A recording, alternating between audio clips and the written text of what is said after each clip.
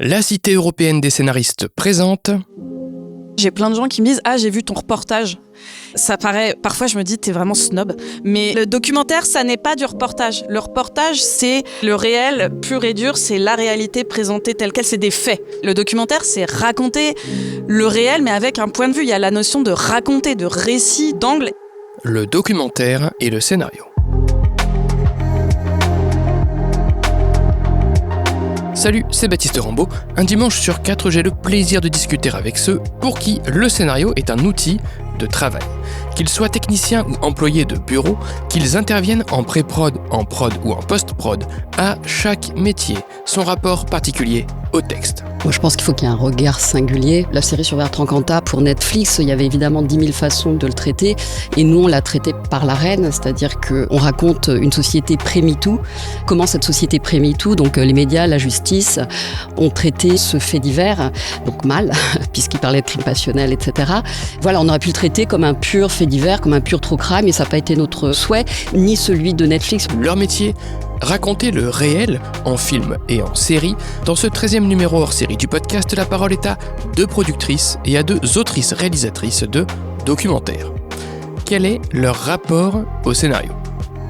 À L4, mes invités du jour ont travaillé notamment sur les séries Le Cas Cantat, Outreau, un cauchemar français, Insoupçonnable, Britney sans filtre, Grégory, Appartement proche Paris, et sur les unitaires, La Grande Malbouffe, Dr. Jack and Mr. Nicholson, Daniel Day-Lewis, L'Héritier, La Fabrique du Soin, Quand le vent tourne, Légiste aux côtés des vivants, Les Dents de la Mer, un succès monstre, et j'en passe.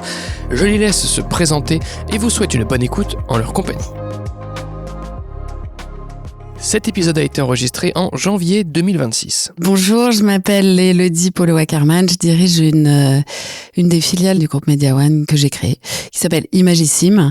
On produit du documentaire et de la fiction aujourd'hui, donc tout ce qui tourne autour des histoires vraies dans toutes ses formes.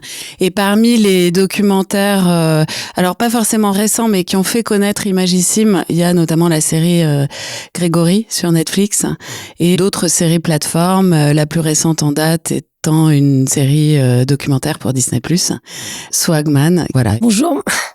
Tu veux de l'eau ? Non, je voudrais des cordes vocales. Ça, je peux rien faire. Je suis Marion Angelo Santo. J'ai la voix exceptionnellement cassée aujourd'hui. Je suis autrice et réalisatrice de documentaires de société. Mon travail se distingue un petit peu par la particularité que je fais beaucoup de comédies documentaires.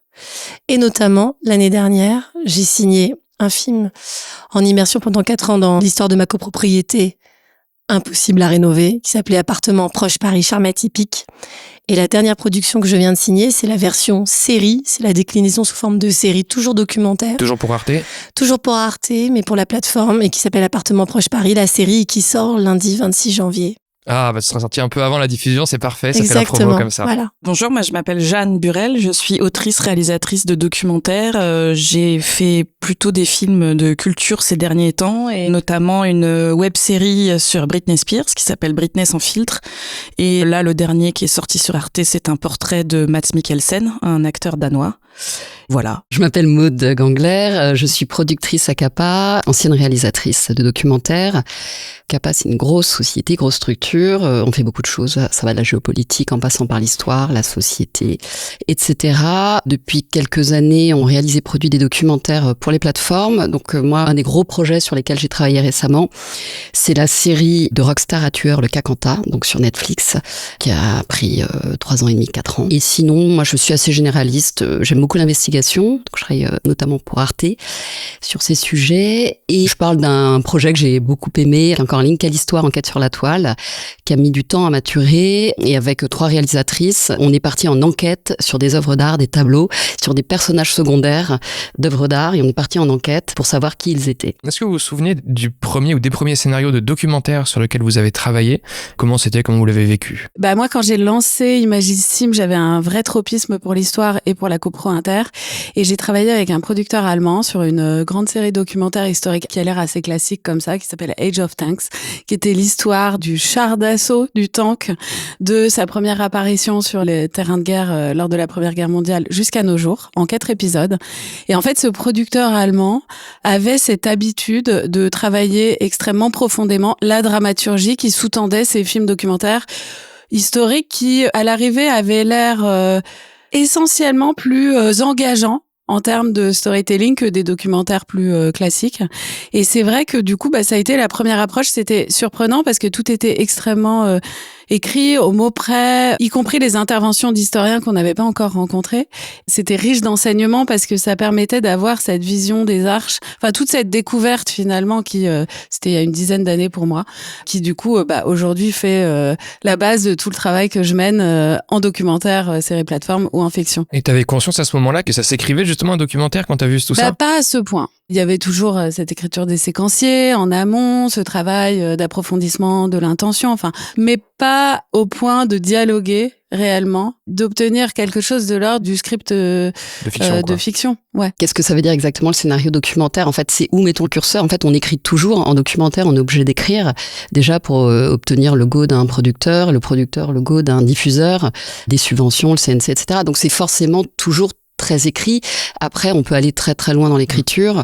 J'ai toujours écrit. Après, là où c'était très écrit, mais on était obligé de beaucoup écrire. Peut-être mon dernier documentaire comme réalisatrice, co-réalisatrice, c'était La Grande Malbouffe, peut-être, que j'ai réalisé avec Martin Blanchard pour Arte, qui était une enquête dans l'industrie agroalimentaire. Le fameux, c'est celui sur les cordons bleus, le fameux dont tout le monde a parlé. Exactement, sur les cordons bleus. On me disait, t'as fait un film sur les cordons bleus. Non, on n'a pas fait un film sur les cordons bleus. On a fait une enquête sur l'agroalimentaire et en vrai sur l'humanité. Voilà, ça va évidemment plus loin que ça. Et tout le monde a réalisé ce qu'il a mangé depuis 10 ans dans son assiette. Mais c'était intéressant parce que les gens en ont beaucoup parlé, notamment les jeunes. Moi, j'ai des adolescents et voilà, ils sont intéressés pour le coup à l'industrie agroalimentaire par ce dispositif. Et on était obligé de beaucoup écrire parce que, évidemment, on a trouvé une usine pour fabriquer nos 200 cordons bleus. C'est très compliqué parce qu'évidemment, énormément d'omerta dans l'industrie agroalimentaire. Donc, on a beau être sur une enquête, donc on n'est pas sur des choses qui ont l'air émotionnelles au départ. On peut avoir l'impression qu'on parle pas d'arène, de personnage. Et en fait, si le personnage, c'est peut-être le cordon bleu, je ne sais pas.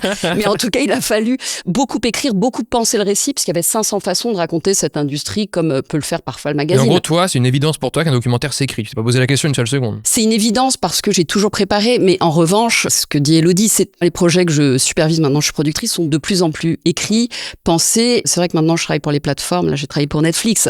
Des sessions d'écriture collective, j'en avais pas vécu comme ça avant. Maintenant, je pense à Rennes, et avant, j'avais pas conscience. En fait, c'était plus intuitif. Écriture collective, c'est-à-dire une room de scénaristes pour du documentaire. De scénaristes. Alors, on a eu recours à une scénariste, mais sinon, on est entre producteurs, auteurs. Il n'y a pas toujours de scénaristes. Parfois, on en prend. Parfois, on prend des consultants. Parfois, on n'en prend pas. Mais en tout cas, je suis passée de l'intuition à presque la théorie, puisque j'ai fait un cours d'écriture sérielle. J'aime beaucoup le cinéma. Je vais au cinéma, je vois des documentaires. Mais maintenant, on a conscience que les outils du scénario, de fiction, peuvent être intéressants pour le documentaire. Alors moi, mes premières expériences de scénario, ça s'est fait sur mes tout débuts, quand j'ai commencé à être réalisatrice, sur des affaires qu'on dit de faits divers, des affaires criminelles. C'est tout à fait possible d'envisager une écriture où on va aménager du suspense, avancer tel personnage, poser notre arène, etc. Même si c'est pas du tout des termes qu'on utilise dans le documentaire, en fait. Quand même de plus en plus. Alors, de plus en plus, mais c'est quand même assez récent. Et ce qu'on doit vraiment, à mon sens, distinguer, c'est que dans le documentaire, on raconte soit une histoire qui est terminée, soit une histoire qui est en cours. Moi, j'ai fait les deux. Les premiers temps, effectivement, on connaissait qui avait tué. Et donc, l'histoire, tout l'enjeu de tous ces scénarios, c'était de faire vivre un suspense qui, parfois, en fait, durait 48 heures. Parfois, il y avait 17 ans d'enquête. Donc, en fait, il fallait à chaque fois trouver le moyen de raconter ça en 52 minutes, que ce soit le voisin qui est tué ou monsieur qui est tué madame, parce que c'est souvent ça, quand même, les histoires, ou que ce soit un crime infini. Quand l'affaire est passée et terminée, ça se rapproche de la fiction. Quand l'affaire est en cours, là, c'est une écriture un peu plus, j'imagine, malléable. C'est comme ça que exactement. Et par exemple, dans le cas de la copropriété où j'ai raconté l'histoire que je vivais au premier plan, j'avais aucune idée de là où ça allait se terminer. Et donc, le scénario, il se fait au moment du montage. Ok. Même si l'histoire, elle est mûrie et qu'on voit les enjeux, ce qui arrive aux gens, vous n'avez pas la main dessus. T'as eu les deux cas de figure, en fait. Voilà, c'est le fameux mur du réel, en fait, qui est formidable et en même temps qui est extrêmement contraignant et qui fait qu'on n'a pas tout à fait la main sur l'histoire. Cette dichotomie que tu viens de faire, elle était évidente pour toi dès le début. Tu t'es pas dit, documentaire, on s'en fout, on fait pas de scénario qu'on pourrait l'imaginer. Non, mais c'est impossible. On ne peut pas faire de documentaire sans écrire. Et ce passage à l'écriture n'est pas une punition et n'est pas quelque chose... Parce qu'il y a beaucoup de réalisateurs qui ne sont pas confortables avec l'idée d'écrire. Mais néanmoins, ce temps d'écriture, c'est un temps de réflexion excessivement précieux parce qu'il permet aussi de projeter le film qu'on va faire exactement à la façon d'un scénariste. Sauf que voilà, le documentariste, il est obligé d'en passer par là parce qu'il doit aussi convaincre. Et puis de toute façon, ce qu'il a écrit, après, il faut encore que ça tienne au moment où il tourne, au moment où il rentre en montage. Est-ce que ses intuitions s'avéreront vraies? On n'a pas des comédiens qu'on met en scène et à qui on fait dire les choses. Moi, j'ai fait des longues études universitaires, donc l'écriture, ça a toujours été mon truc et c'est une des raisons pour lesquelles je me suis retrouvée dans le documentaire et j'ai aimé ça parce que j'ai commencé à bosser en développement dans une boîte de prod et notamment beaucoup sur des documentaires historiques et culturels. Donc, on manipule beaucoup d'archives. Donc, la matière, elle est là. Enfin, une matière visuelle qu'on peut transformer en matière narrative et à partir de laquelle on peut construire une dramaturgie. Et c'est vrai que moi, j'ai appris ensuite en devenant autrice et ensuite en devenant réalisatrice que plus on écrit en amont, plus on sait le film qu'on veut raconter et plus on est préparé aux aléas, soit du réel, soit plus pragmatique de, par exemple, on a imaginé monter une archive et finalement, on peut pas la voir pour des questions de droit ou d'argent. Mais en tout cas, on est préparé parce que on a un point de vue, un angle très précis en tête et on sait ce qu'on veut raconter. Donc, on est capable de s'adapter aux aléas de la fabrication d'un documentaire. Et moi, en l'occurrence, le premier documentaire sur lequel j'ai travaillé en tant que co-autrice, c'était un portrait de Jack Nicholson pour Arte, toujours. Ok. Et c'était mon premier film, donc j'étais à fond dedans. J'ai tendance à écrire toujours trop. J'ai envie de tout raconter.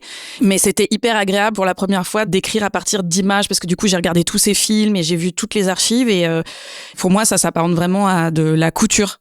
Comme si on mettait ensemble plein de pièces de tissu et puis qu'on coupait au fur et à mesure, qu'on élaguait pour donner une forme générale, ouais. Une forme précise. Voilà, je me souviens que mon premier scénario sur Jack Nicholson était trop long. Il y avait trop de choses à dire et que du coup, l'arrivée en montage a été un petit choc parce que le montage, c'est là où s'écrit effectivement vraiment le film. Et mon premier montage, je l'ai vécu comme un deuil. J'ai vu tous les films qui auraient pu être faits et toutes les images qui auraient pu être montées et qu'on n'a pas montées. Parce qu'il faut que ça rentre dans 52. Exactement. Ouais. Mais c'était un bon exercice, une bonne expérience.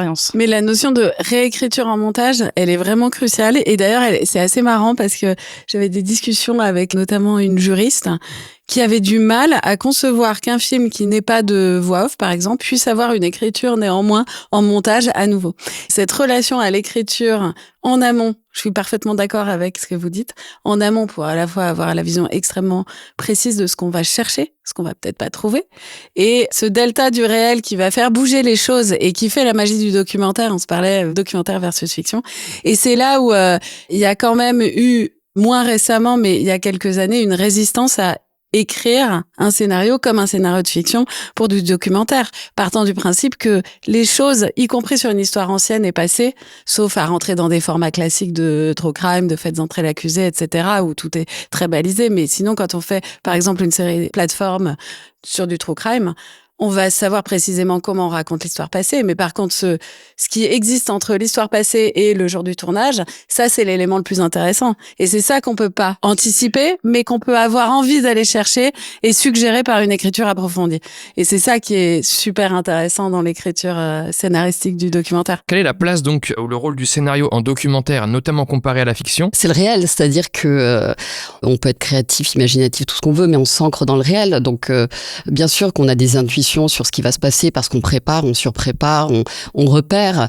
Mais à un moment donné, on est confronté au réel. C'est ce que tu disais, Marion. Tu savais pas ce qui allait se passer dans cet immeuble, ou en tout cas pas tout à fait. Donc on peut faire des hypothèses, mais à un moment, on est rattrapé par le réel. Et c'est la magie. C'est toute la difficulté de ça aussi, c'est qu'on surprépare et en même temps, il faut se laisser la liberté, et on se la laisse, évidemment, de se laisser surprendre par le réel. Donc nos films s'éloignent de ce qu'on écrit, de nos scénarios, et c'est bien, tout en gardant l'essentiel, bien sûr. Il faut avoir cette souplesse. De ce point de vue-là, le documentaire peut aussi rejoindre la fiction parce que, moi, j'ai jamais travaillé en fiction, mais j'imagine qu'un scénario de fiction ne ressemble jamais vraiment au film fini, de la même manière qu'un scénario de documentaire. Moi, c'est personnellement une étape que j'adore parce que c'est une étape où on peut aussi broder et imaginer et un peu tout se permettre dans le périmètre du point de vue qu'on veut développer, mais on sait que ça ne ressemblera pas exactement à ça. En documentaire, beaucoup plus qu'en fiction, parce que il y a cet inconnu qui crée à la fois de la surprise et de la fragilité du réel, qui fait que le jour où tu as prévu de tourner, tu sais pas ce qui peut se passer. Ça se trouve, la personne ne viendra jamais. Ou alors elle viendra, mais dans un certain état. Évidemment, il y a des surprises qui interviennent et un delta entre le scénario de fiction et ce qui se passe lors d'un tournage de fiction et avec le regard supplémentaire que le réalisateur va poser sur un scénario, c'est évident. Néanmoins, je pense qu'il y a une plus grande marge d'inconnu, de fragilité, de précarité aussi du documentaire qui fait à la fois sa force mais aussi sa difficulté. Pour travailler sur les deux genres, et notamment sur la phase de développement et donc d'écriture, c'est bien plus difficile d'écrire un documentaire. Ah, ok. Il y a plus de contraintes. Avec cette exigence de dramaturgie. Enfin, quand on a en tête de vouloir écrire une histoire à la fois surprenante, excitante, passionnante, émotionnellement engageante, avec des enjeux extrêmement forts, du sens, enfin, tout à la fois, et sur un réel dont on peut pas tout maîtriser, puisque par essence, il nous échappe. De façon un peu provocatrice, surtout qu'on est dans un endroit où on vénère sans doute le scénario. Moi, ça m'est arrivé de filer des coups de main, et notamment quand on était tous confinés, à une amie, pour la citer, Barbara Grimbert, qui a fait beaucoup de scénarios pour des films de télévision. On était au téléphone 8 heures par jour parce que on n'avait pas grand-chose d'autre à faire. Et on a inventé ensemble une fiction, une comédie, bref, dont je vous dirai pas les détails ici, mais j'ai trouvé ça tellement facile, mais tellement abusé de facilité, quoi. Parce qu'en fait, on avait besoin de faire intervenir un cochon qui coupait la route d'une bagnole, on le faisait en fait. Par contre, moi j'ai l'impression dans le documentaire, et parfois je trouve qu'il y aurait presque une loi, un peu comme la loi de Murphy, quelque chose comme ça, où vous allez me dire si ça vous parle, mesdames, mais à un moment donné, on a tout calé dans son tournage. On est OK, on a machin qui va parler, bidule, bidule, bidule. Et tout à coup, plus on approche de l'échéance, et à un moment donné, comme des dominos, tout tombe. Plus personne ne parle. Ils se sont tous retournés. Et donc là, c'est la catastrophe. Et en fait, à partir de ce moment-là, il faut avoir l'expérience de savoir qu'on va aller les récupérer à la pince à épiler les uns derrière les autres. Et on va les ramener. On aura sans doute parfois perdu notre personnage principal, mais souvent, on va en découvrir un à côté. Juste à côté, qui est pas si mal et qui rétro-éclaire la situation de celui qui veut plus nous parler. Donc le documentaire, c'est ça. Et je me souviens que Gilles Marchand... Pour le contexte, Gilles Marchand est un scénariste et réalisateur français reconnu notamment en fiction, qui a par exemple coécrit des films de Dominique Moll et de Valérie Donzelli, qui a été nommé 4 fois au César, et qui a showrunné la série documentaire Grégory. Un jour est venu faire c'était une conférence à la Fémis au moment où justement documentaire et fiction étaient en train de faire un bout de chemin ensemble, à l'occasion notamment des séries. C'est avec Gilles que j'ai travaillé et j'étais là, je pense, ce jour-là. Il a dit, mais en fait c'est super dur. Gilles Marchand qui dit, mais le documentaire, mais bon sang, mais c'était super dur. Bon, moi j'ai bu du petit lait dans la salle. Je me suis dit, c'était génial. Pour le coup, je lui dois beaucoup dans ma façon d'envisager les deux genres. Et je me souviens de moments absolument uniques, presque historiques dans la suite des séries documentaires plateformes. Grégory, c'était la première série documentaire Netflix en France. Lancée. Le bureau français de Netflix n'existait pas. On avait 1 an pour produire, pour s'attaquer à un monstre de fait diff qui était plutôt considéré comme étant dans la rubrique des chiens écrasés, avec toutes ces couves et ces reportages incessants sur l'affaire Grégory. C'était pas du tout une affaire... Enfin, à l'époque, le fait div avait pas ces heures de gloire qu'on lui connaît aujourd'hui. Du true crime, etc. Ouais.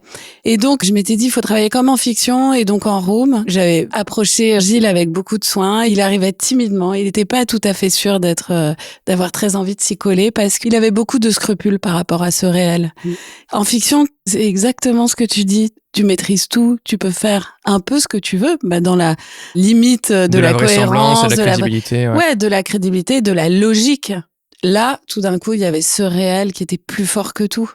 Tes vrais personnages. Il y avait quelque chose d'extrêmement intimidant. Et quand les réalisatrices de documentaires autour de la table, parce qu'il y avait 5 auteurs, co-réalisateurs du projet, et Gilles était showrunner, je lui disais, mais c'est quoi ton intention? Mais qu'est-ce que tu veux raconter? Et Gilles, il disait hyper modestement, mais en fait, c'est le réel qui va nous dire l'histoire qu'on raconte. Cette simplicité, cette épure de se mettre un peu à genoux face au réel.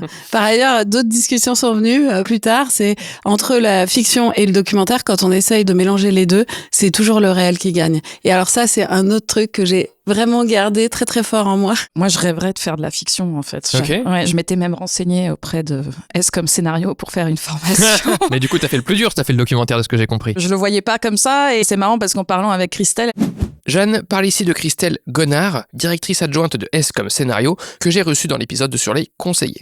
Elle me disait, tu peux pas faire une formation de débutant parce que tu vas t'emmerder. parce que tu sais déjà écrire une histoire. Qu'est-ce qui fait pour vous qu'un projet a du potentiel, que le pitch d'un projet documentaire a du potentiel quand vous avez une idée, quand on vous soumet une idée? Moi, je pense qu'il faut qu'il y ait un regard singulier, parce qu'en fait, il y a quand même beaucoup de sujets qui ont été traités. Donc, sauf à avoir une idée totalement nouvelle, c'était le cas à CAPA de mes collègues Sénia et Alexandra quand elles ont proposé une enquête sur la milice Wagner, par exemple. Voilà, là, c'était vraiment un sujet nouveau, c'est arrivé avant la guerre. Donc là, évidemment, maintenant, il y a beaucoup de sujets qui ont été traités. Donc oui, ça, un regard singulier ou un traitement singulier. La série sur Bertrand Cantat pour Netflix, il y avait évidemment 10 000 façons de le traiter, et nous, on l'a traité par l'arène, c'est-à-dire qu'on raconte une société pré-MeToo.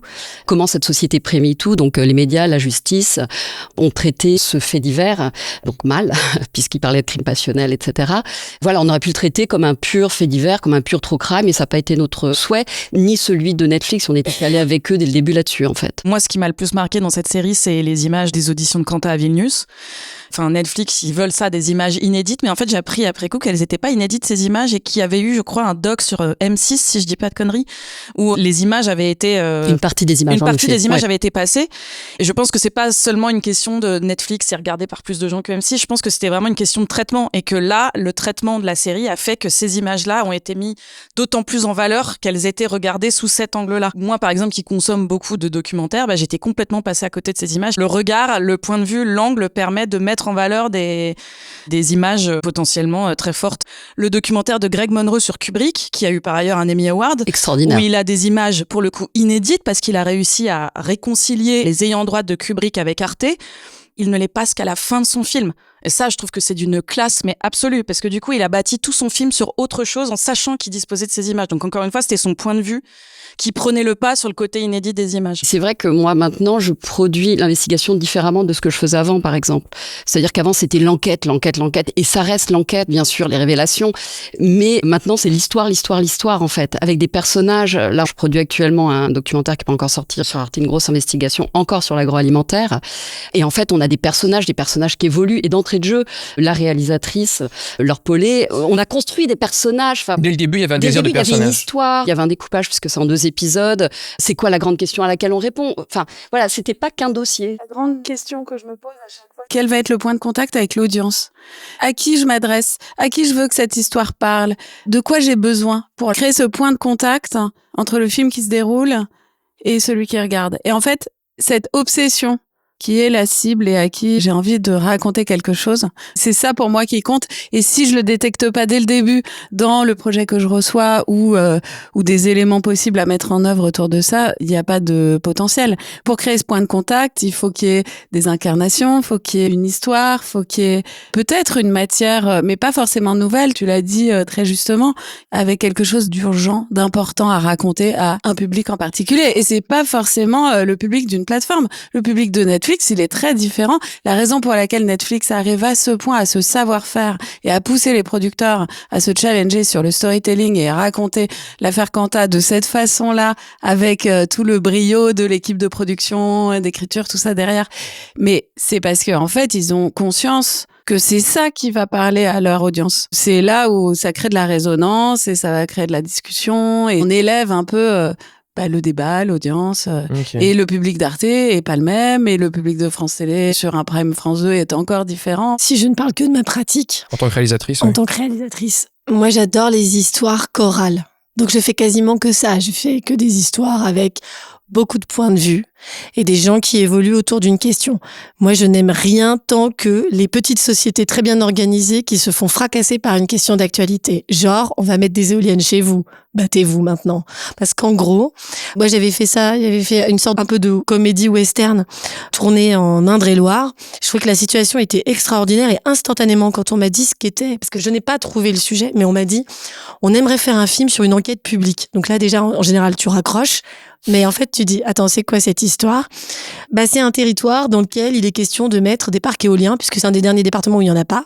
Et évidemment, comme d'habitude, dans un cas comme ça va rencontrer des résistances, quelques personnes qui seront pour, et énormément de questions problématiques, par exemple pour la survie des cigognes locales, etc. Et moi, j'entends tout de suite, il va y avoir des vieux, il va y avoir des jeunes, il va y avoir de la bourgeoisie, il va y avoir des campagnards, des vraies questions de société qui vont traverser tout ça. Des politiques, des citoyens, etc. En fait, c'est ça. Ouais. Là, dans ma copropriété, je sentais quand même qu'il y avait quelque chose, en ne sachant pas du tout ce que j'étais en train de faire au moment où je filmais le quotidien. Mais je me disais, ça parle de mal logement, du 93, d'assimilation, d'acculturation, de vivre ensemble, de politique publique de rénovation, des quartiers. Ça parle aussi de est-ce qu'un collectif peut sauver une situation désespérée? Comment font des gens pour se coaliser alors qu'ils ne se connaissaient pas? Et en fait, tu sens tout de suite qu'il y a un potentiel où tout à coup, il va y avoir un nombre incalculable de choses qui vont traverser l'histoire. Et moi, la spectatrice à laquelle je pense, et je ne rigole pas, donc le point de contact pour moi, c'est que je me demande, mais comment ma mère va regarder ça? Ma mère qui s'endort avant que les gens soient morts dans les inspecteurs Barnaby, quoi. Mais en fiction, on entend souvent ça aussi. Est-ce que ma mère comprend ce qu'on est en train de faire? Enfin, c'est souvent ce truc de est-ce que tout le monde va comprendre Mais aussi clairement et aimer ce qu'on est en train de Mais faire, revenir à complètement. est-ce que ça intéresse que moi ou est-ce que vraiment ça peut toucher tout le monde? Saisir un moment où les personnages vont être traversés par une histoire et donc évoluer, tout simplement. C'est ça la promesse, je trouve, d'un L'arc de documentaire. personnage, Ouais, une trajectoire. Quand j'ai monté Britney, il n'y avait pas un seul jour où je pensais pas à mon père, qui est un autoproclamé homme du XXe siècle, qui ne sait pas se servir d'un ordinateur et qui a plutôt un grand snobisme intellectuel vis-à-vis de la pop culture. Moi, personnellement, en tant que réalisatrice, ce qui m'intéresse le plus, c'est les sujets qui peuvent paraître superficiels, anodins, stupides, et de prouver que en fait, il n'y a pas de sujet débile, qu'il y a juste des manières de les regarder. Et Britney, pour moi, ça a été une grande victoire de ce point de vue-là, parce que, d'ailleurs, c'est parti d'une conversation, d'une dispute avec mon mari, parce que lui, il considérait que c'était juste un produit marketing qui faisait de la pop, et voilà, c'était de la nourriture au cochon, en gros. Et j'ai voulu lui prouver, entre autres à lui et à plein d'autres gens, que Britney, ça n'était pas que ça pour plein de gens. C'est quoi vos étapes de développement de scénario, si vous en avez? En fait, tout démarre par un repérage, quand même. Alors après, ça dépend ce que tu fais. Si tu pars d'une histoire qui est terminée, etc., il y a des archives. Moi, je pars toujours d'un repérage. Je passe beaucoup de temps avec les gens. Je ne les filme pas. Je les regarde faire. Je ne leur demande de toute façon jamais rien quand je tourne avec eux. Et c'est aussi pour ça, je pense, qu'ils finissent par m'oublier ou m'intégrer dans leur équipe, dans leur...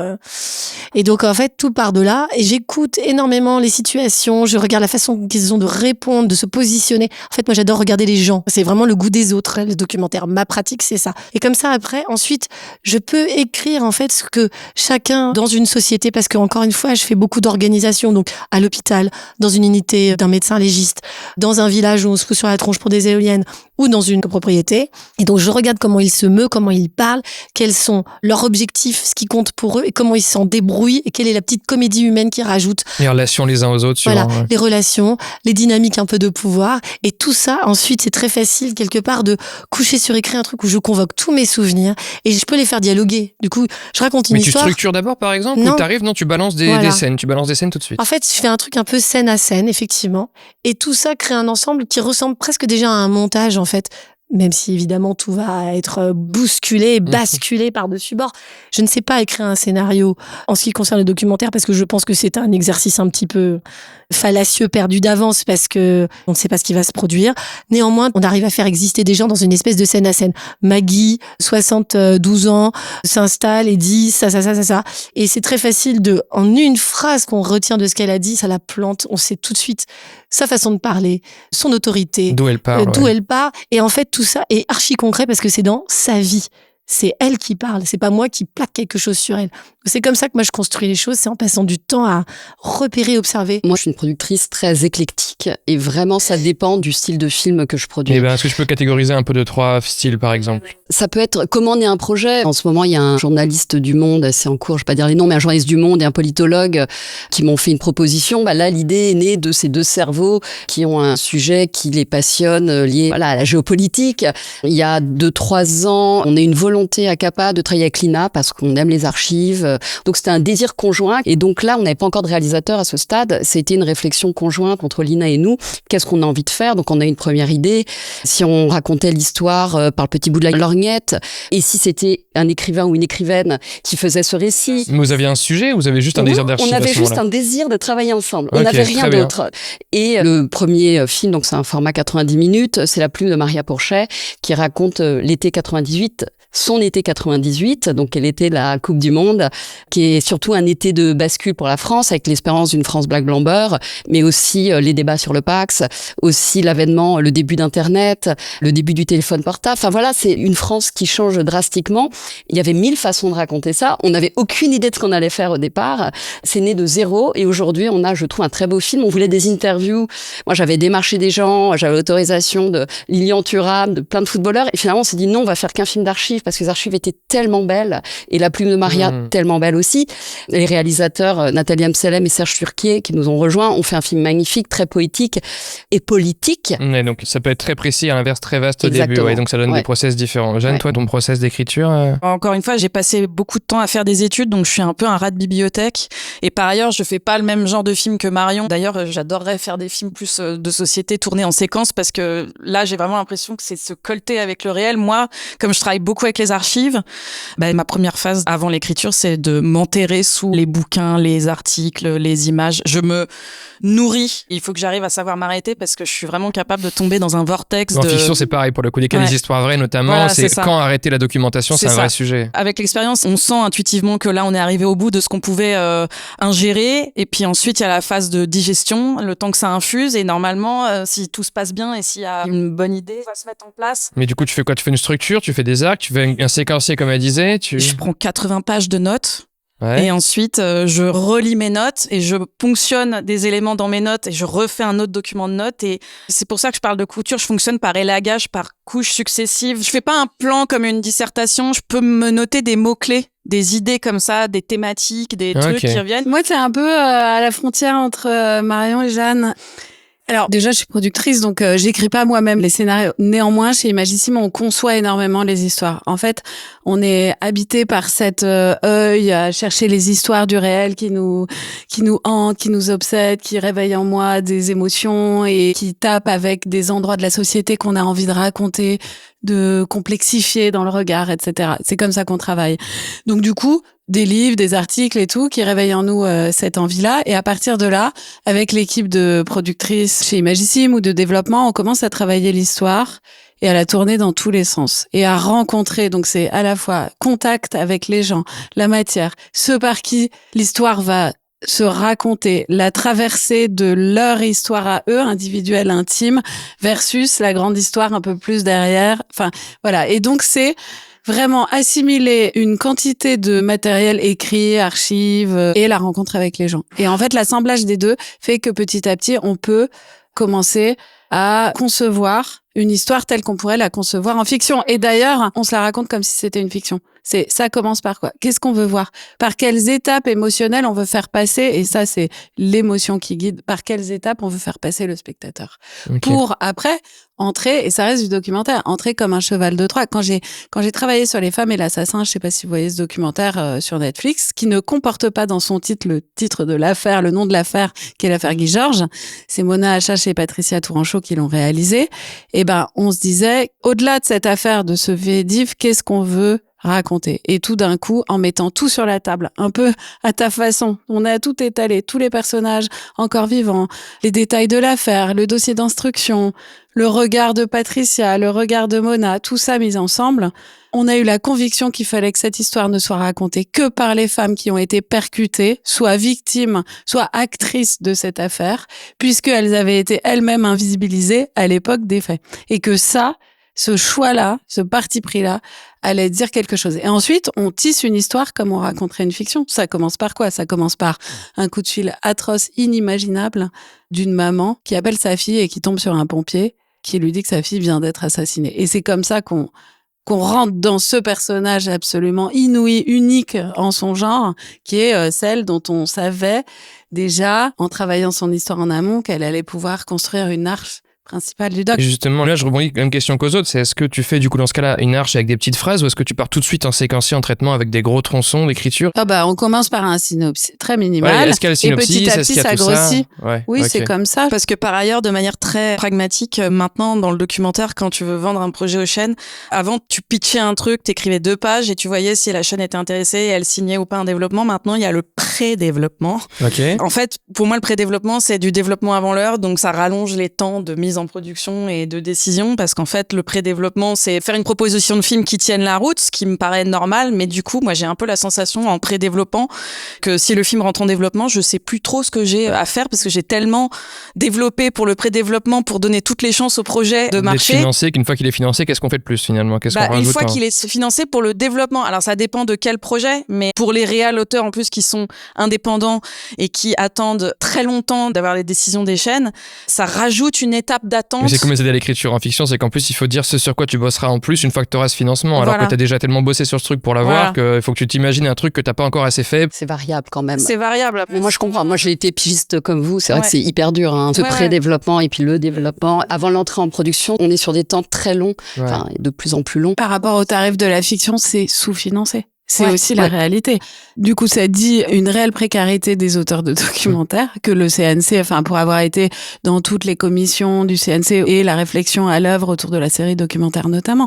En fait, c'est des engagements de vie presque. Enfin, il faut être militant du documentaire pour continuer à avoir envie d'écrire. Et moi, j'ai la chance d'être dans un groupe soutenu par un groupe. Et aujourd'hui, en travaillant avec des plateformes, on a des bons financements. Donc, on est en capacité de soutenir. Mais sur certaines cases, mais c'est du privé, Mais oui, enfin c'est du public justement. Mais c'est pas d'argent et c'est peu de considération pour les moyens nécessaires à faire tout ce travail qu'on vient de décrire. Comment vous gérez, on a un peu abordé le sujet tout à l'heure, j'aimerais bien qu'on approfondisse un peu, comment vous gérez l'équilibre du coup entre écrire à l'avance et accueillir le réel? Est-ce que vous avez par exemple un système avec 2 scénarios suivant ce qui se passe? Ça dépend des projets, ça dépend des diffuseurs. Dans le cas des plateformes, quand il y a des changements, parce qu'on en a des personnages qui plantent, d'autres qui arrivent, des bonnes nouvelles, des archives qu'on n'avait pas imaginé avoir, il y a des allers-retours permanents avec le diffuseur et on réécrit et on leur envoie ce qu'on réécrit. Après, parfois, on n'a pas besoin de réécrire. Enfin, et les réalisateurs, réalisatrices, on réécrit pas toujours tout le temps. On en informe évidemment le diffuseur si c'est quelque chose d'important. Moi, j'écris par rapport à l'exigence du diffuseur et aussi par rapport à moi-même, mais je développe pas des scénarios B, C, D de façon très développée. Bien sûr qu'on a des scénarios B, C, D.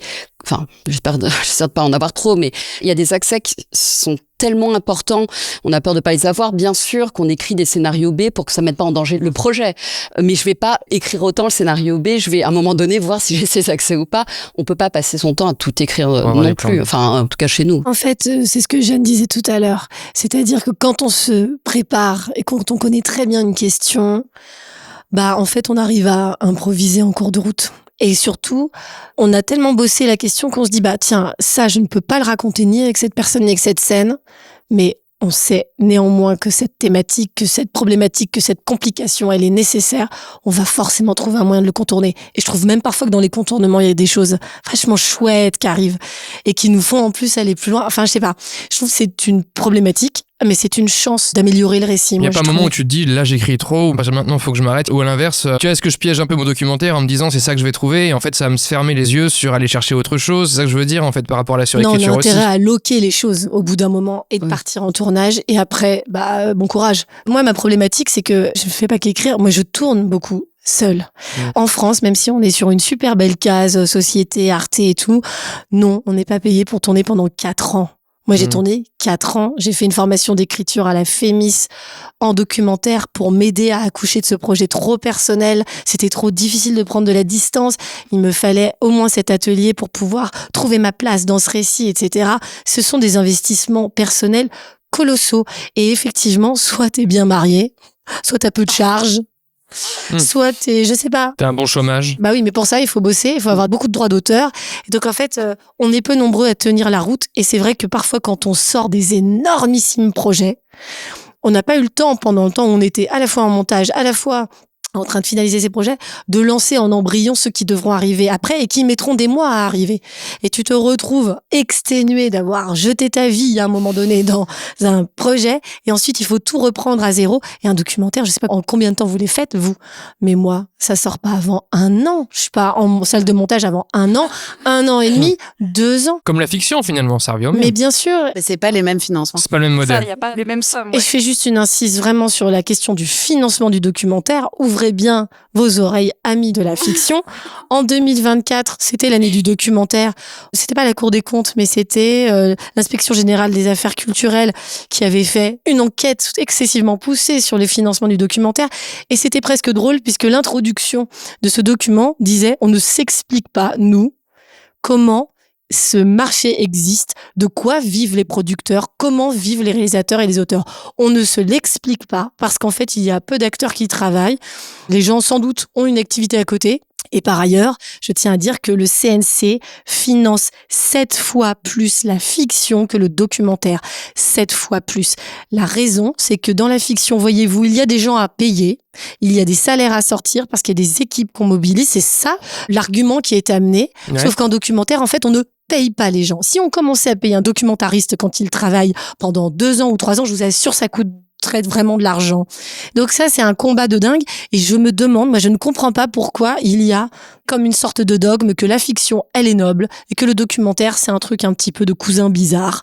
Alors que le documentaire est une matière qui ravit les spectateurs parce que c'est le réel. Et c'est très regardé aussi, ça marche très bien aujourd'hui. Enfin... Bah voilà. Et sans le citer, un réalisateur très connu français, tout auréolé de succès, qui en plus a des fonctions dans une école de cinéma, considère apparemment que, effectivement, les gens qui font du documentaire sont des gens de fiction ratés. Bah franchement non. Moi, il faudrait pas me demander. Tu veux dire ouais, je vous le dirais, mais hors micro, ok. Marion, tu as retrouvé ta voix. Ouais, mais parce que ça m'énerve. Non, mais c'est dégueu parce que moi, par exemple, on me dit, mais pourquoi tu fais pas de la fiction vu que tu pousses tes histoires comme si c'était de la fiction. Comme si ça allait être plus noble de passer de l'autre côté. Alors que le réel, quand vous avez une situation dingue qui arrive dans le réel, mais ça vaut 70 000 fois plus qu'une belle situation inventée en fiction. C'est ce qui fait qu'il y a beaucoup d'histoires vraies aussi en fiction, c'est parce que c'est...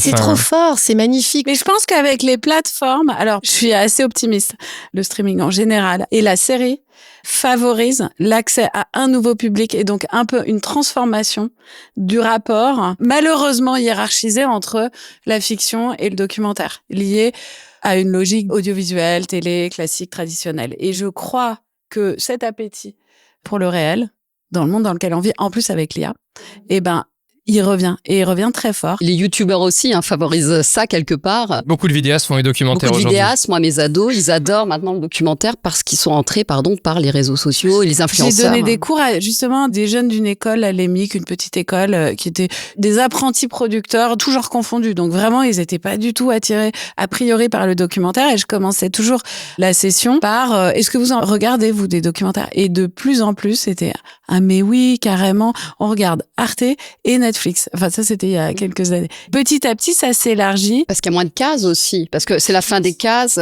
Il y a une délinéarisation du documentaire, de fait, qui fait que... C'est pas forcément telle durée, pas forcément tel format. C'est pas forcément telle durée, tel format. Ça donne aussi une liberté, ça donne aussi plus de possibilités. Et puis, c'est ouvert à un large public. Enfin, je veux dire, la chaîne YouTube d'Arte, elle cartonne chez les jeunes. Donc, à quel point je pousse l'écriture? Je continue à penser que on travaille dans une industrie et bien sûr, chaque cas est unique en documentaire. C'est ça qui le rend difficile aussi. C'est qu'il n'y a pas un modèle. On n'est pas en train de faire là du polar, là de la comédie en mettant les ingrédients divers et variés. Chaque cas est unique, donc ça a à voir avec l'artisanat. Néanmoins, on est dans une industrie. Donc, qu'est-ce qui dicte mon approche de combien de temps passer sur l'écriture? Une logique financière derrière. Est-ce que j'ai les moyens de financer les auteurs à qui je demande d'écrire un script? Tu iras toujours écrire plus finalement, tu iras toujours... Je vais pas les pousser à surinvestir une écriture qui en plus, on parlait des phases de développement avec les plateformes aujourd'hui, elles sont très fragiles et elles sont parfois un peu un leurre pour un producteur qui pense que c'est le marchepied pour passer en production. Mais non, pas du tout. On peut rester sur le strapontin ou plutôt dans l'antichambre pendant des mois, des années. On va pas, nous, producteurs, en pâtir et y compris faire pâtir toute la filière et les auteurs avec. Parce que les auteurs, ils ont envie que le projet existe, sauf que en fait, tout est tellement fragile. Je disais que mon défaut, c'est d'en faire toujours trop au début pour avoir la marge de manœuvre d'élaguer. Mais après, je pense que ce serait contre-productif de passer trop de temps sur l'écriture en amont de la production d'un film parce que l'essentiel, c'est qu'il y ait une histoire qui fonctionne, qui soit percutante. Et par ailleurs, ça sert à rien d'écrire des pages et des pages parce que les diffuseurs, ils reçoivent des tas de projets et que si tu fais trop long, t'es sûr de te tirer une balle dans le pied parce qu'ils liront pas ou parce qu'il faut que ce soit percutant pour les diffuseurs. Il faut que ce soit Il faut trouver le juste milieu entre raconter une bonne histoire, bien la raconter, ce que j'adore faire, et en même temps être percutant et être vendeur. Parce qu'en fait, c'est à ça aussi que sert l'écriture en amont, c'est à être vendeur. Il faut que tu rendes ton projet attrayant pour le diffuseur et que tu lui prouves que ça va marcher. Et par ailleurs, pour nous, les autrices et les auteurs, c'est d'autant moins productif qu'on y passe déjà trop de temps par rapport à ce qu'on est payé. Tu vois ce que je veux dire ? Ouais, je vois très bien. C'est plus sur l'écart entre accueillir le réel et surécrire, mais c'est vrai que j'ai complètement mis de côté ce qui était bête, la partie de toute façon, est-ce qu'on est payé pour écrire, sinon on écrit jusqu'à ce qu'on puisse. Tout à fait, qui est un vrai sujet.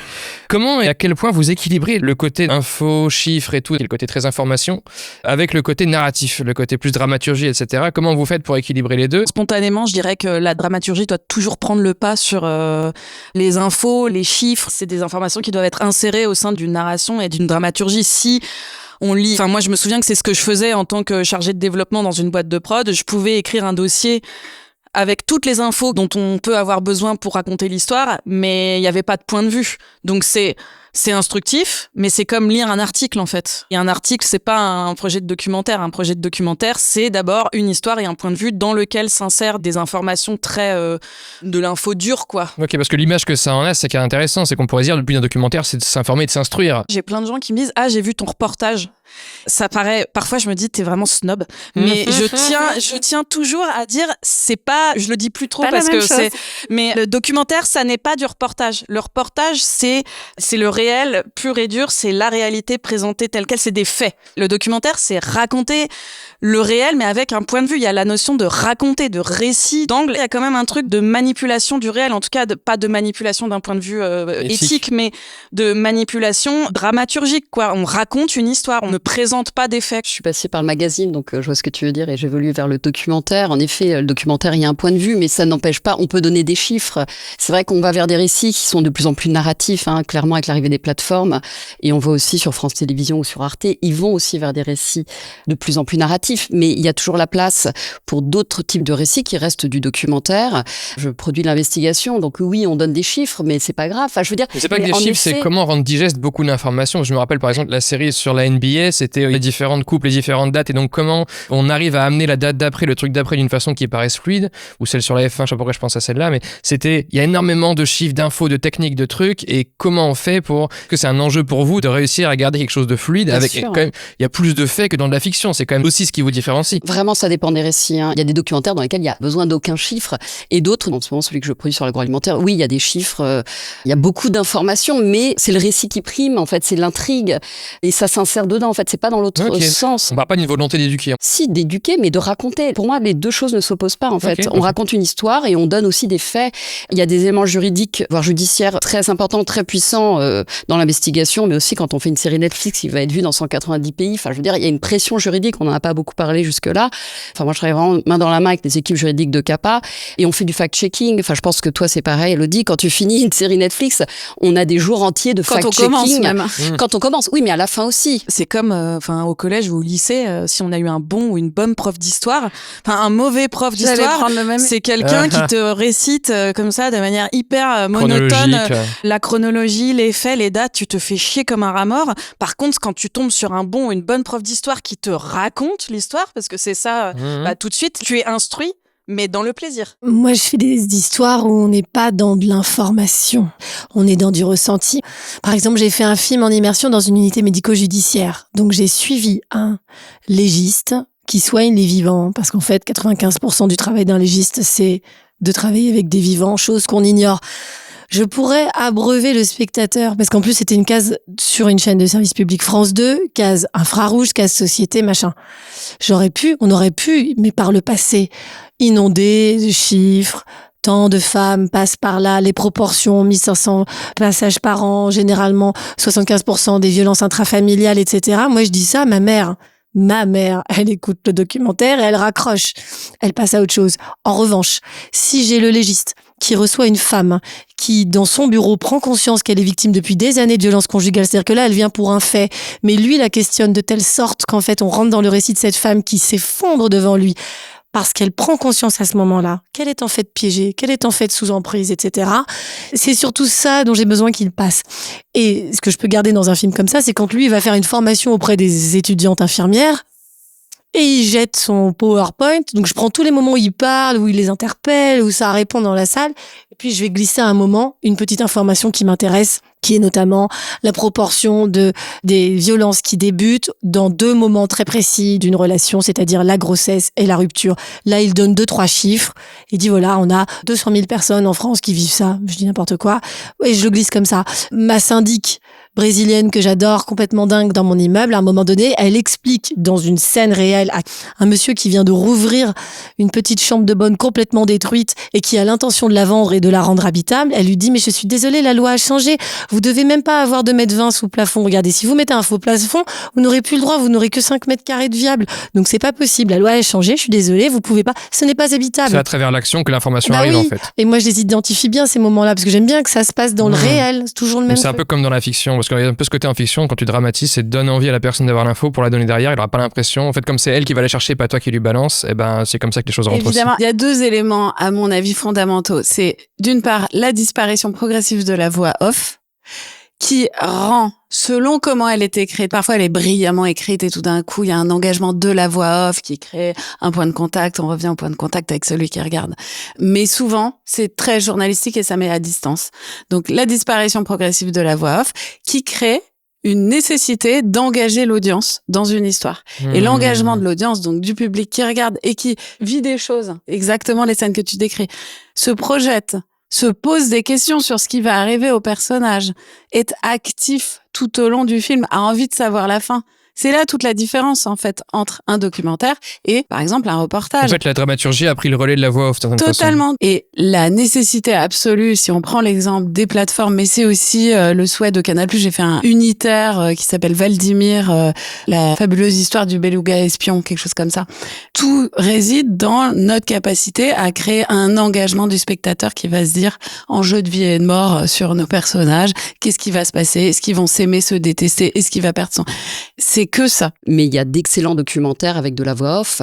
Et la mise à distance, pour moi, elle n'est pas forcément négative, en fait. Non, mais on va pencher du côté éducationnel où le spectateur sera plus passif. Il se pose pas lui-même les questions de ce qui va se passer dans l'histoire qui se déroule. Oui, mais par ailleurs, Britney, il y a ma voix off qui est écrite à la première personne. Mais c'est à la première personne, c'est très différent. Mais ce qui par ailleurs n'était pas du tout le projet au départ, mais du coup là, et j'imagine que le film écrit par Maria Pourchet, c'est la même chose, c'est que la voix off se fait garante du point de vue, ouais. Elle est subjectivisée, donc c'est pas la même chose. Qui crée un point de contact qui engage, enfin, quelqu'un qui dit je pour raconter une histoire, sauf à le dire sur n'importe quel sujet, n'importe comment, où ça fera vraiment quelque chose d'assez bas de gamme, c'est qu'il est engagé lui-même. Donc ça crée un lien intime, en fait. Et t'as des documentaires historiques qui sont d'excellents documentaires dans lesquels t'as une voix off qui est pas à la première personne et ça reste des récits documentaires. Mais je vois ce que tu veux dire. On va de toute façon de plus en plus vers cette subjectivité, vers ce point de vue.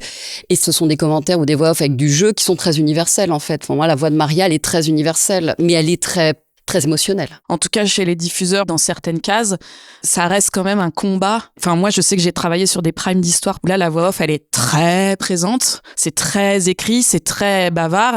Et il y a ce truc de prendre par la main le spectateur pour un peu tout lui expliquer.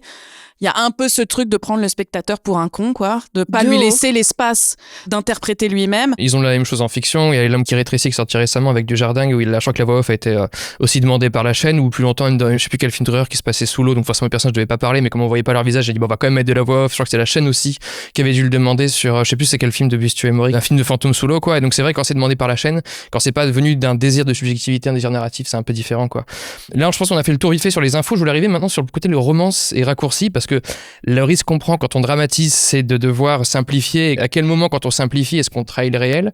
Comment vous arbitrez de faire des raccourcis dans le réel pour pouvoir aller à l'efficacité dramaturgique? Est-ce que c'est un truc qui se présente souvent dans votre travail? Si on raconte des histoires, on n'est pas exhaustif, en fait. Je pense que l'exhaustivité, elle n'est pas possible et pas souhaitable d'ailleurs, parce que justement, on arrive à ce dont tu parlais, Élodie, me semble-t-il, quelque chose d'assez scolaire et qui a une vertu pédagogique, mais qui fonctionne peut-être de moins en moins, puisque, comme je te disais, c'est quand même l'intrigue aujourd'hui qui domine la plupart des récits. Est-ce que vous vous dites qu'on va vous reprocher que certaines choses sont pas traitées, sont pas dites? Je sais pas si on nous le reprochera, la façon dont tu racontes aujourd'hui. Enfin, c'est un bout d'humanité que tu racontes, Marion, finalement, dans ce film, et je pense pas qu'on te reproche de pas avoir donné tous les taux du syndic, etc. On peut pas tout dire, sinon on dit mal. En fait, c'est comme le prof, d'ailleurs, s'il dit tout, ou quand tu racontes une histoire à ton enfant, je veux dire, si tu dis il était une fois, tu racontes l'histoire, tu vas pas lui raconter tous les détails de... Alors moi, j'ai ce truc de il faut savoir tuer ses chéris. que je fais beaucoup dans mes films. Ok.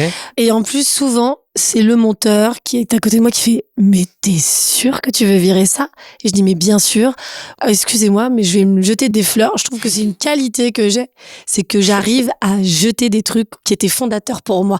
Et souvent, il y a une scène, quand je l'ai filmée en live, je me dis, ça, ce sera dans le film. Évidemment, ça se pose là, elle est super, c'est machin. Et ça ne trouve pas sa place dans le montage. Il y a rien à faire. Ça ne rentre ni à ce moment-là, ni après, ni machin. Et s'obstiner à le mettre, c'est une bêtise parce qu'en fait, on perd en force, etc. Et donc, moi, j'aime bien aller à l'os. Et c'est pour ça qu'on fait des montages, des grands bout à bout, des scènes. Moi, ma façon de monter, c'est, je monte toutes les scènes comme des modules. Et après, je les réduis. Et parfois, j'arrive à la conclusion qu'effectivement, si ce moment est mou dans le film, c'est pas parce que c'est ce moment-là qui est mou, c'est le moment d'avant qui est mou.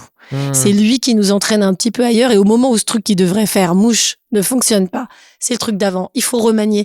Et je trouve que plus on va à l'os, plus on va à l'essentiel, plus on touche à quelque chose où tout à coup, au début, quand on monte par exemple une interview ou quelqu'un qui nous a répondu, on a envie de tout mettre parce qu'il a fait des nuances, il a été dans un truc très précis qui nous permet de mieux comprendre. En fait, on coupe, et plus on coupe et mieux on comprend ce qu'il avait à dire. Et moi, je trouve que j'en suis toujours étonnée. Tu le vis pas, donc tu vis comme un crève-cœur, mais tu te dis que c'est ce qu'il faut pour le film. Mais non, c'est pour le film, c'est vraiment dans le but du film. Les rêves, les projections qu'on avait au moment où on a tourné, au moment où on a écrit, parfois il faut revenir dessus parce qu'en fait, c'est la force de la façon dont les gens le disent, la façon dont ça va faire ressentir quelque chose. Ressentir, c'est 1000 fois plus efficace que d'expliquer aux gens.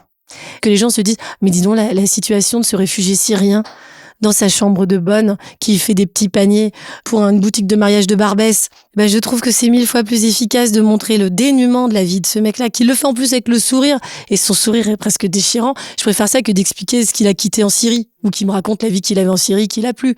Parce qu'en réalité, ça nous montre la réalité de ce type aujourd'hui. Donc, ressentir les choses, s'il faut tailler. Moi, je me suis retrouvée à faire une série documentaire, donc là, qui sort la semaine prochaine, le 26 janvier. J'étais partie pour faire 4 épisodes de 20 minutes. En fait, j'ai fait 12 épisodes entre 4 minutes et 6 minutes. Parce que c'était le parfait timing pour passer, pour moi, d'une histoire à une autre. Forcément, en 4 minutes, quand tu as un personnage qui n'existe que dans un épisode, tu réduis sa parole à 3 prises de parole qui font même pas 1 minute au total. Et donc, il faut bien choisir. Il faut choisir la façon dont il parle va parler d'eux. Va parler de tout ce qu'il pense, tout ça en creux. Après, on revient à une question du début. Quelle est la substance d'un scénario documentaire ? C'est la rencontre entre un regard, une subjectivité, une histoire, et puis des personnages, en l'occurrence, qui ont accepté de confier leur vérité. Et donc, il y a une responsabilité par rapport à une honnêteté intellectuelle à avoir vis-à-vis des personnages ou de la matière réelle. C'est ça dont je parlais aussi, oui, c'est ça. Qui est obligatoire, qui est une forme de déontologie qu'on doit tous avoir dans ce métier. Et puis ensuite, c'est la rencontre avec la subjectivité. Qu'est-ce qu'on a envie de faire dire ? Qu'est-ce qu'on pense de tout ça ? Quel est le parti pris ? Il y en a forcément un. Et c'est la grande distinction entre ce qu'on attend du journalisme d'investigation, une forme d'objectivité des faits, néanmoins, traversée par une vision. Un axe éditorial forcément de la chaîne. Exactement. De toute façon. Oui. Et les documentaires plus sociétaux, des documentaires de personnages, des documentaires d'une matière vivante qui va évoluer entre le moment où on a commencé à penser l'histoire et le moment où on va la finir sur la table de montage, où elle va être à la rencontre avec le public, où il se passe plein de choses. Quand je parlais de romancer, il y a un côté où oui, on a des faits, mais à des moments, comme on a choisi un axe, par défaut, on choisit de le romancer, on choisit de dire, nous, on va raconter plutôt sous cet axe-là. Ça peut être au détriment, je sais pas, d'un autre, par exemple. Mais qu'est-ce que c'est romancer ? C'est donner plus d'emphase à un élément qu'un autre, dire que ça, c'est important, et en creux que l'autre élément le serait moins. Je sais pas, prendre un axe, c'est aussi quelque part dire que c'est ça qui compte et moins ça. Et donc quelque part, il y a quelque chose d'éthique qui se joue là pour moi dans le... C'est du récit en soi, je sais pas si c'est romancé. Peut-être pas, je sais pas si... Choisir, c'est renoncer. C'est renoncer, plutôt renoncer. Okay. Voilà. Et par ailleurs, au montage, et je suis d'accord avec Marion, il faut savoir sabrer dans la matière. Et parce que par ailleurs, on fait pas un film pour nous-mêmes, on fait un film pour le public. Et donc, il faut toujours penser au bien du film et au bien de la dramaturgie et à la manière de la rendre la plus claire pour le public. Et nous, faire le deuil de séquences ou d'images qu'on a adorées et qu'on imaginait dans notre film. C'est là-dessus que sont très précieux les monteurs et les monteuses et les producteurs et les productrices. Le regard extérieur. C'est le regard extérieur. Et beaucoup de chefs monteurs sont devenus réalisateurs pour ces écritures-là. La série sur Bertrand Cantat notamment, Nicolas Lartigue était un des réalisateurs. C'est vraiment des projets en équipe, il y a du monde, mais ce regard-là, il est essentiel. En termes de storytelling, ils sont excellents. Les guichets étrangers, notamment à Londres, qui travaillent sur du documentaire, que ce soit BBC Channel 4 ou Netflix Londres, pour eux, le choix et la décision du casting du monteur est aussi importante que celle du réalisateur, voire parfois même dans certaines fictions aussi. Tu viens de parler de l'étranger, moi j'avais aussi une question là-dessus, c'est quand vous travaillez parfois avec l'étranger, que ce soit en coproduction ou pour une diffusion là-bas ou juste quand vous regardez leurs documentaires, est-ce que vous avez le sentiment, notamment chez les anglo-saxons, qu'il y a une façon différente d'écrire les scénarios de documentaires? Est-ce qu'il y a une école française d'écriture de documentaires et une école un peu anglo-saxonne? Est-ce que ça s'uniformise actuellement? J'ai l'impression que ça s'uniformise un peu. Maintenant, quand on parle du documentaire français, il y a évidemment le documentaire d'auteur, il n'y a pas que ça. Marion, c'est un documentaire d'autrice, il me semble, que tu as fait. Je ne sais pas si c'est une uniformisation, et moi je trouve que c'est un chemin très positif, cette série qu'on a faite pour Netflix, et d'abord parce qu'on a des moyens, et parce que c'est génial de raconter des histoires comme ça, et c'est vrai que c'est plutôt à l'anglo-saxonne. On était moins férus de ça avant en France, et on y va parce que ça marche notamment chez les jeunes. Ça ne veut pas dire qu'on arrête de faire d'autres choses. Mais en gros, il n'y a plus de si grande différence aujourd'hui entre ce qu'on fait nous, nos documentaires, et ce qu'ils font, c'est ça que je veux dire. J'ai l'impression que non, mais je ne sais pas si c'est partagé par mes camarades. Moi, je vérifie effectivement que nous sommes dans l'ère du storytelling. C'est vraiment ça qui fonctionne. Par exemple, mon mari, il travaille dans le podcast. Ouais. Chez Arte Radio, il y est depuis quasiment sa création et il a observé que ces dernières années, le storytelling a pris le pas sur tout le reste. Donc, ça donne lieu à des histoires absolument formidables. Mais du coup, lui, en particulier, dans le podcast, il trouve que il y a plus vraiment de son. Il y a surtout du récit à la première personne de la parole, mais il y a plus vraiment de son. Alors que le podcast, c'est aussi un espace où le son existe. Et c'est vrai que le storytelling devient un argument massu de vente d'un projet documentaire audiovisuel et que c'est super, mais que par ailleurs, je pense que le storytelling ne s'applique pas à tous les types de documentaires, à tous les types de projets, et que ça peut potentiellement être un piège, et que là, on est dans un effet de mode qui donne lieu à des super trucs, mais qu'on a tendance à vouloir appliquer à peu près tout, et je pense qu'il faut s'en méfier aussi, parce que ça ne marche pas avec tout. En tout cas, il faut garder, moi, ce principe qui consiste à engager l'audience. Oui, bien sûr. C'est ça, le maître mot. Quel que soit finalement le résultat final, avec ou sans une voix off ou machin. L'audience n'est plus otage du rendez-vous télé à telle heure où il a décidé a priori, en connaissance du sujet, de regarder tel ou tel documentaire sur les éléphants, je ne sais. Là, il faut l'attraper par tous les moyens. Donc c'est pour ça, d'où cette nécessité à travailler un storytelling, mais dont c'est pas uniquement comment est raconter l'histoire, mais avec des moyens de son, d'image, et je suis convaincue que le plus organique est la forme qui est trouvée pour telle histoire, meilleur sera le résultat. Oui, qu'on plaque pas une dramaturgie extérieure, non, en fait, qu'on et la trouve déjà dans la matière. C'est pour ça que je disais, c'est du sur-mesure. C'est vrai que si on regarde les gros succès, peut-être de la dernière année ou de la dernière année et demie, les énormes succès, y a DJ Mehdi. Moi, je suis pour rien, c'est pas nous malheureusement, mais c'est juste extraordinaire. C'est vrai. Marion, ça a très bien marché. Alors je sais pas, c'est difficile de hiérarchiser. Ta série également sur Britney Spears a cartonné. Pour le coup, la série sur le cas Cantal a très bien marché aussi. Et donc, c'est quand même des objets documentaires très différents. Faut aussi peut-être se rassurer. Il y a ce point commun dont tu parles. Je pense qu'elles sont très émotionnelles, qu'il y a des intrigues très fortes, mais elles sont quand même très différentes. Entre toi qui incarne avec ta caméra pendant 4 ans, DJ Mehdi, c'est l'ami qui raconte avec des personnages absolument dingues. Le cas Cantat, on est sur une écriture, un effet storytelling, mais avec ce parti pris d'une arène très forte. En tout cas, c'est rassurant. On aurait pu avoir peur d'une uniformisation. Nous, la question s'est posée sur cette série sur Bertrand Cantat. Est-ce qu'on faisait des reconstitutions, par exemple? Puisque c'est vrai que sur pas mal de projets, plateformes, il y a des reconstitutions avec des comédiens. La question s'est posée, on a décidé de pas le faire, en fait. Ouais, okay. Que les gens apprennent, c'est pas parce que c'est du storytelling qu'ils ne vont rien apprendre. Par l'émotion, tu transmets beaucoup d'informations aussi, en fait. Les anglo-saxons, ils sont quand même super forts, que ce soit en fiction ou en doc. En fiction, moi, je trouve que personnellement, les Anglais sont les plus forts du monde.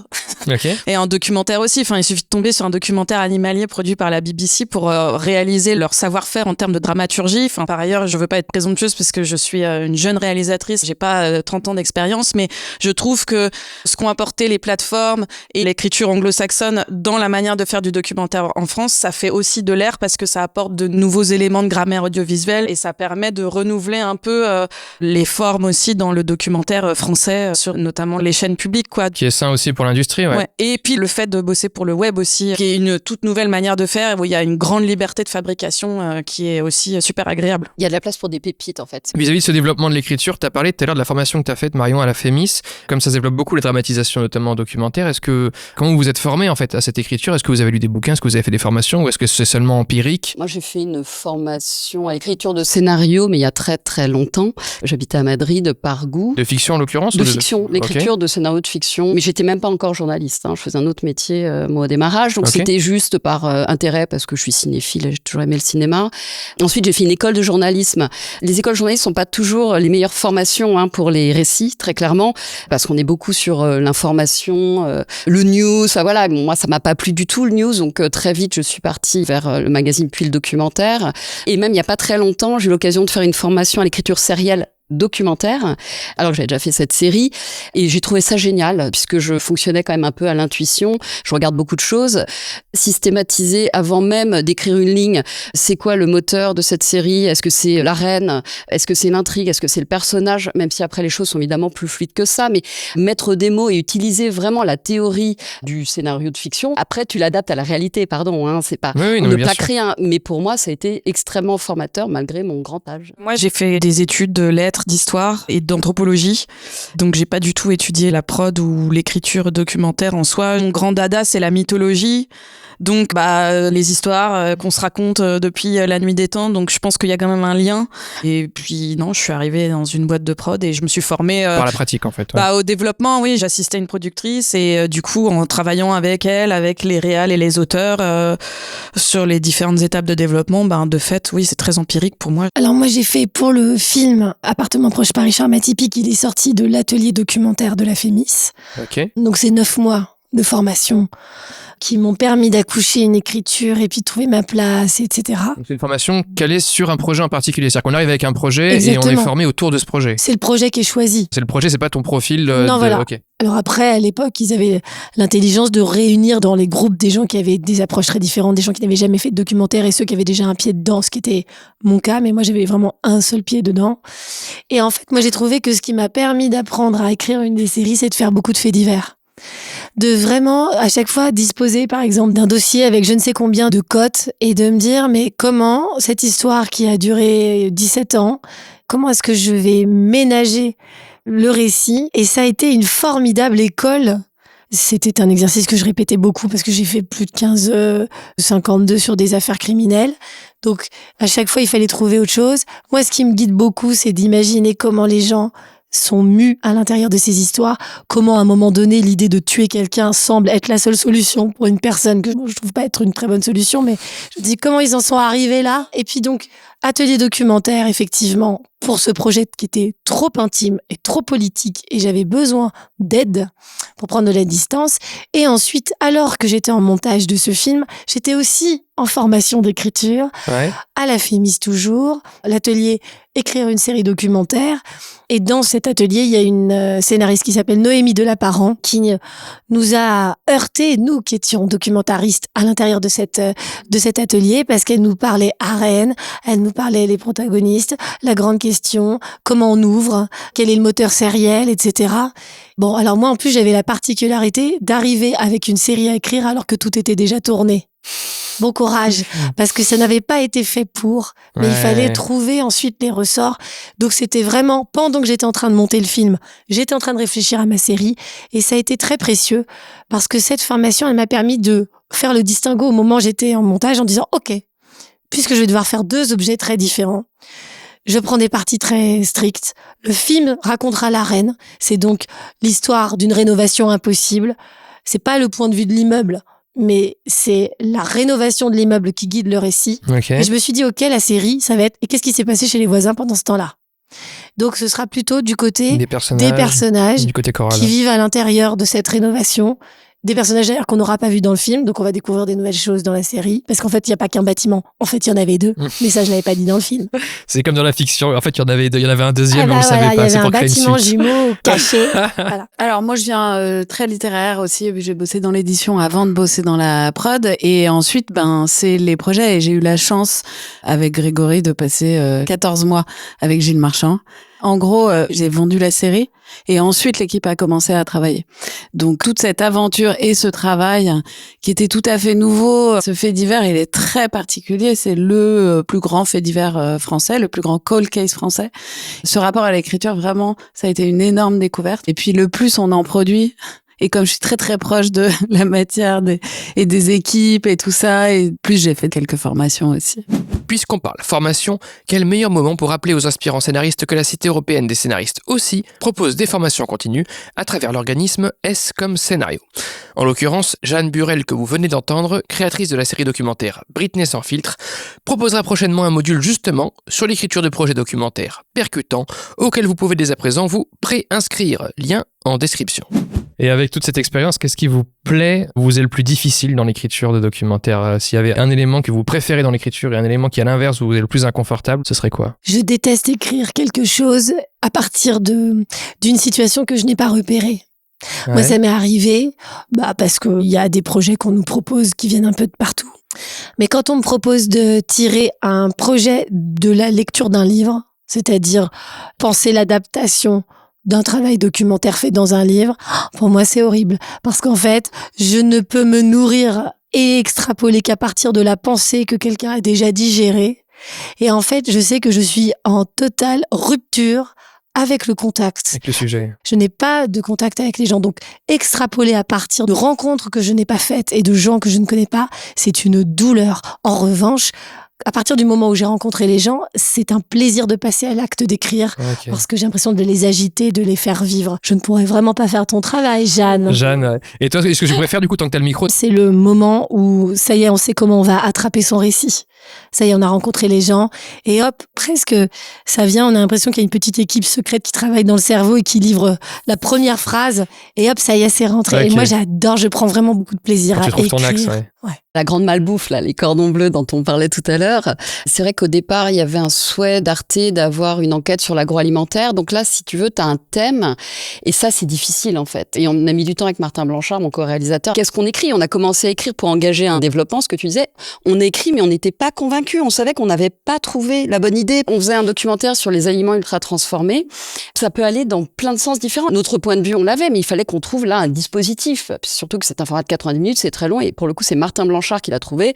C'est, on va se mettre dans la peau d'un industriel de l'agroalimentaire, de A à Z. Voilà. C'est ça la bonne idée. C'était difficile. Okay. C'était difficile jusqu'à ce qu'on trouve la bonne idée. C'est-à-dire que, et à partir du moment où Martin a eu cette idée, bon, après, je te dis, il a fallu trouver l'usine, le consultant qui accepte, etc. Mais une fois que on a repéré, on a trouvé les protagonistes, etc., l'écriture, elle a... Donc, tu reviens à ce que dit Marion, finalement. Au début, de se perdre dans la matière et après, ce qui est cool, c'est de trouver son axe. En fait, c'est un peu les deux moments. C'est trouver son axe. Moi, j'ai pas forcément besoin de repérage, d'autant plus que maintenant, je suis productrice. C'est souvent les auteurs-réalisateurs et parfois nous, mais qui repérons. Mais c'est quand j'ai le film, en fait. Quand on a le film, ça déroule. C'est avant, en fait, mais c'est pas grave. C'est aussi passionnant, mais c'est insécurisant, déstabilisant et pas satisfaisant, mais on y arrive. J'aime toutes les étapes. Je suis vraiment passionnée de A à Z. J'adore la rencontre, la fragilité de l'obtention d'un accord pour raconter l'histoire, d'un témoin super difficile qu'il faut convaincre, avec lequel il faut déjeuner 12 fois au bout de la France pour enfin réussir à lui faire comprendre sa démarche. Et puis les dernières touches qu'on met en salle de mix, en post-production, qui réveille la dernière seconde du film. Enfin, toutes les étapes sont extraordinaires et à chaque moment, c'est une écriture. Et tout est en germe au début. Et en fait, voir s'épanouir tous les fils qu'on a lancés, c'est ça qui est assez magique dans cette écriture documentaire qui est si particulière. On n'a pas parlé de la musique, juste. Elle est tellement importante dans l'écriture documentaire. Un peu comme Marion et Maud, la jouissance de quand ça commence à s'articuler, c'est vraiment l'épiphanie, quoi. Ça vient comme ça, on se sent traversé par le cosmos. Ça dure jamais longtemps, c'est très éphémère. Vous rejoignez toutes là-dessus, c'est drôle. Ouais, j'adore écrire, c'est ce que je préfère faire, mais pour moi, c'est autant un plaisir qu'une souffrance. Moi, il y a rien qui m'énerve plus que dans les films ou dans les séries, on voit un personnage qui, d'un seul coup, est visité par le cosmos et écrit un livre en une nuit. Mais non, en fait, ça n'existe pas, ça. Et c'est ça que je déteste le plus, et qui est le plus douloureux, c'est commencer la page blanche, c'est ultra banal, mais en fait, quand on a toute notre matière, on sait à peu près ce qu'on veut raconter, mais qu'il faut commencer. Par quoi on commence? On en parlait sur l'écriture sérielle. Par quoi on ouvre? Ça, c'est hyper dur. Et le blocage en cours de route, où on a l'impression que on se tape la tête contre un mur de briques et qu'on n'a pas pris le bon chemin et qu'on est dans une impasse, ça, c'est hyper douloureux. C'est vraiment une grande souffrance, mais qui est comparable au plaisir qu'on a quand tout s'enchaîne comme une petite machine ou un engrenage. Qui est justement le contre-coup du moment où tu as l'impression que tu n'allais pas t'en sortir. Donc exactement, en fait, ça se répand aussi. Exactement. J'écris un roman, donc en ce moment, c'est vrai. Je suis en plein dedans. Mais c'est marrant parce que les écrivains, ils disent ça, que quand ils sont vraiment rentrés dans l'écriture, ils ont l'impression que l'histoire se déroule presque à leurs dépens, que les personnages avancent et vivent leur vie presque à leurs dépens, comme si eux, ils étaient juste traversés par une inspiration qui coule sur la page, quoi. C'est assez fascinant. Je n'y suis pas encore. D'abord, c'est la souffrance. Et j'arrive sur la dernière question. Quel est le documentaire ou la série documentaire récemment qui vous a le plus bluffé dans son écriture? Un documentaire de cinéma que je trouvais vraiment magnifique, qui s'appelle Les filles d'Olpha, de Kauter Benania. J'ai trouvé très beau parce que je trouvais que c'était déjà assez original comme dispositif. Moi, j'étais pas habituée à voir ça, c'est-à-dire que tu as vraiment la fiction qui rattrape la réalité avec les vrais personnages et des personnages de fiction, et les deux dialogues. J'ai trouvé ça très efficace et d'une très grande poésie. Tu racontes la géopolitique à travers cette histoire de mère-fille. Je trouve ça absolument sublime. Et un petit peu avec le même dispositif, alors j'ai pas le titre exact, mais la série sur Outreau de France Télévisions, qui utilise aussi des comédiens qui dialoguent également avec les vrais personnages, je l'ai trouvé très réussi et très efficace. J'ai vu un documentaire britannique d'une femme qui s'appelle Elizabeth Stanky, ça s'appelle Witches. C'était assez bluffant parce que je me suis demandé comment elle avait pitché son film. C'est typiquement le genre de film où j'aime bien parce qu'on est dérouté en tant que spectateur, et j'aime bien qu'on parie sur mon intelligence et qu'on me déroute. Donc on comprend pas tout de suite de quoi elle parle parce que en fait, c'est un film sur la psychose postpartum que elle-même, la réalisatrice, a vécu au point d'être internée dans une unité pour mère et nourrisson. Ça s'appelle Witches et elle commence son film par un montage d'extraits de films de fiction sur des sorcières. Et en fait, au fur et à mesure de sa narration, elle fait le lien entre... Elle parle face caméra, elle interviewe des femmes qui ont vécu la même chose et elle fait le lien entre la psychose postpartum, qui peut toucher à peu près n'importe qui, et la figure de la sorcière. Et en fait, les sorcières qui se disaient visitées par le diable, qui avaient des pulsions de mort et tout, en fait, c'était certainement des femmes qui traversaient des psychoses postpartum. Donc, c'est extrêmement subtil comme narration. Et c'est audacieux aussi, parce que j'avais un truc là-dessus, c'est audacieux de commencer par autre chose qu'un résumé de ce qui nous attend, parce que souvent en documentaire, pour accrocher, on dit voilà tout ce qu'il y a, et après on déroule un fil. Alors que là, en l'occurrence, et par ailleurs, c'est quand même elle qui se raconte à la première personne, ce qui n'est pas facile, parce qu'elle raconte quand même qu'elle avait envie de tuer son bébé. Enfin, c'est vraiment des choses qui, face caméra, sont pas évidentes à dire, sans pathos, sans misérabilisme, mais par ailleurs en commençant par 20 minutes de montage de films de fiction avec la figure de la sorcière où elle parle en voix off dessus. Et on comprend pas ce qu'elle nous raconte, et le lien entre la figure de la sorcière et la psychose postpartum arrive peut-être à 45 minutes de film. Et donc c'est vachement fort. C'est diffusé en France, ça Je l'ai vu sur Mubi, moi. Moi, ce qui me vient, vraiment l'objet documentaire, dont je ne m'explique toujours pas comment ils ont fait, ça s'appelle Manipulation, une histoire française. Ça date sans doute de 2012 et ça a été fait par Jean-Robert Vialet. Et c'est, à travers l'affaire Clearstream, une revisitation de 30 ans de scandales politico-financiers en France, dans lequel on voit un tout jeune Fabrice Arfi qui raconte les contrats Agosta. Ça a l'air comme ça, repoussoir, et c'est génial et fascinant. Je ne sais toujours pas comment ils ont pu amalgamer une enquête dans une histoire qui arrive, encore une fois, à faire une espèce d'explication limpide sur 30 ans de scandales financiers et politiques qu'on ne comprendrait pas. Et je trouve que c'est une maestria, c'est un masterpiece documentaire, ça s'appelle Manipulation, une histoire française. On le trouve encore sur Dailymotion et YouTube, me semble-t-il. C'est à regarder, c'est extraordinaire. Et en plus, il y a une speakerine dedans, qui est quand même quelque chose qui était très choquant à l'époque. On se dit, mais qu'est-ce que c'est que ce délire? En plus, il y a une enquête avec Pierre Péan. Bon, bref, c'est génial. Franchement, c'est à voir. Beaucoup de choses, beaucoup de recos comme ça. Merci à toutes les 4 pour vos réponses. Merci. Le documentaire et le scénario, c'est terminé. Merci encore à Élodie, Jeanne, Marion et Maude pour leur participation. Et bien sûr, merci à vous pour votre écoute. Abonnez-vous au podcast pour ne manquer aucun épisode. Partagez-le autour de vous s'il vous a plu. Et pour le soutenir, je vous invite à laisser 5 étoiles et un commentaire sur Apple Podcast et sur Spotify, s'il vous plaît. Et le scénario est une émission proposée et montée par moi-même qui vous donne rendez-vous dans 4 semaines de retour avec un épisode classique. D'ici là, n'oublions pas, le scénario n'est pas une œuvre d'art, mais une invitation à collaborer sur une œuvre d'art. Paul Schrader. À bientôt.